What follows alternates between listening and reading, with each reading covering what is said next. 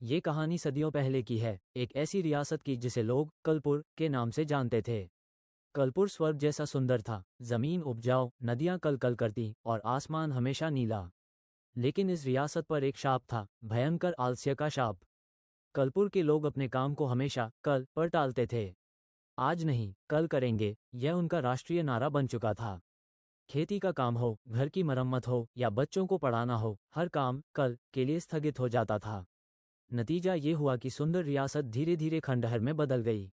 खेत सूख गए क्योंकि सिंचाई का काम कल पर टल गया। सड़कें टूट गईं क्योंकि मरम्मत कल पर टल गई। कलपुर के राजा थे विनय सिंह। राजा विनय सिंह भी इस शाप से मुक्त नहीं थे। उनका सबसे बड़ा शौक था अपने सिंहासन पर लेटे रहना और भविष्य के कल की योजनाएं बनाना। इसी गांव में एक युवक रहता था जिसका नाम था सार्थक। सार्थक थोड़ा अलग था, उसे आलस्य की यह हवा छू भी नहीं पाई थी। वो हर काम तुरंत लगन से करता था। गांव वाले उसे अजीब मानते थे क्योंकि वह कल के आनंद को छोड़कर आज की मेहनत चुनता था। सार्थक का जीवन एक रहस्यमयी चीज के चारों ओर घूमता था, एक पुरानी पीतल की जादुई घड़ी। ये घड़ी उसके परदादा ने उसे दी थी और कहा था, बेटा, जब तक ये घड़ी चलती रहेगी तुम्हारे पास दुनिया की सबसे बड़ी दौलत रहेगी। आज का समय। इस घड़ी की खासियत ये थी कि यह हर बीतते मिनट के साथ एक धीमी लेकिन स्पष्ट टिक की आवाज करती थी। यह आवाज सार्थक को हमेशा याद दिलाती थी कि समय अनमोल है। आलस्य का कल और राजा की योजना। एक भयंकर तूफान आया। आलस्य के कारण गांव की सुरक्षा दीवारें जर्जर हो चुकी थीं। तूफान ने दीवारों को तोड़ दिया और नदी का पानी गांव में घुसने लगा। राजा विनय सिंह घबरा गए। उन्होंने तुरंत घोषणा की, कल सुबह सभी लोग मिलकर दीवार बनाएंगे। अगले दिन हर कोई यही सोचकर सोता रहा कि कल सुबह का मतलब है अगले कल की सुबह। सार्थक ने घड़ी की टिक टिक सुनी। उसे पता था कि कल कभी नहीं आता। कल सिर्फ आज की मेहनत को टालने का एक बहाना है। वो अकेला कुदाल लेकर नदी की ओर भागा। उसने दीवार बनाने का काम तुरंत शुरू कर दिया। गांव वाले अपनी खिड़कियों से उसे देखते थे और फुसफुसाते थे, देखो मूर्ख को, इतना बड़ा काम अकेले कर रहा है, इसे भी कल तक आराम करना चाहिए था। तूफान के बाद राजा विनय सिंह ने सार्थक को बुलाया। सार्थक, तुम इतने मेहनती क्यों हो? क्या तुम्हें आलस्य का सुख महसूस नहीं होता? सार्थक ने अपनी जादुई घड़ी दिखाते हुए कहा, महाराज, आलस्य कोई सुख नहीं, ये समय की चोरी है। हर बार जब हम कहते हैं कल करेंगे, हम आज के अनमोल समय को चुराकर एक झूठे कल को दे देते हैं जो कभी नहीं आता। राजा ने कहा, लेकिन आराम में कितना मजा है। कोई चिंता नहीं, कोई तनाव नहीं, यही तो जीवन है। सार्थक ने राजा को एक कहानी सुनाई। महाराज, एक बार एक किसान के पास एक जादुई बीज था।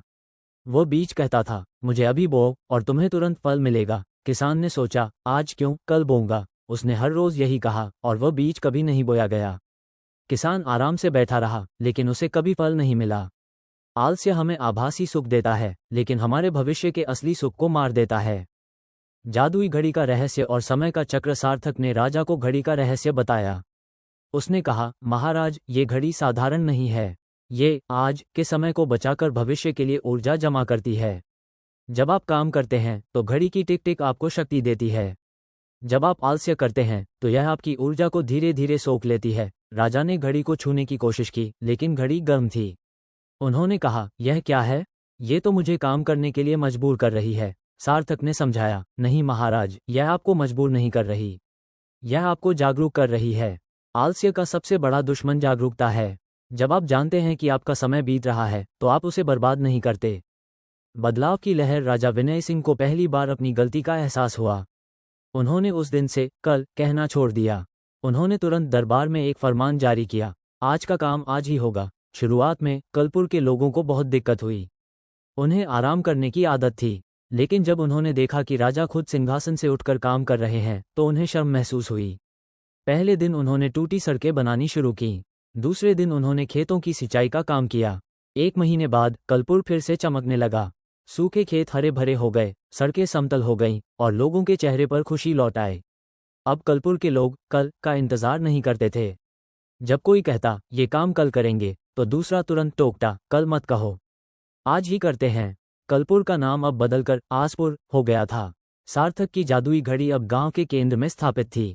हर कोई उसकी टिक टिक सुन सकता था। ये घड़ी सिर्फ समय नहीं बताती थी, बल्कि यह याद दिलाती थी कि महान सपने कल की प्रतीक्षा में नहीं, बल्कि आज के छोटे और लगातार प्रयासों से पूरे होते हैं। आलस्य एक मीठा जहर है जो आपके सपनों को धीरे धीरे मार देता है। यदि आप अपने जीवन से आलस्य को हटाना चाहते हैं तो बस एक बात याद रखें, कल कभी नहीं आता और आज ही वो सबसे अच्छा समय है जब आप अपनी ज़िंदगी को बदल सकते हैं।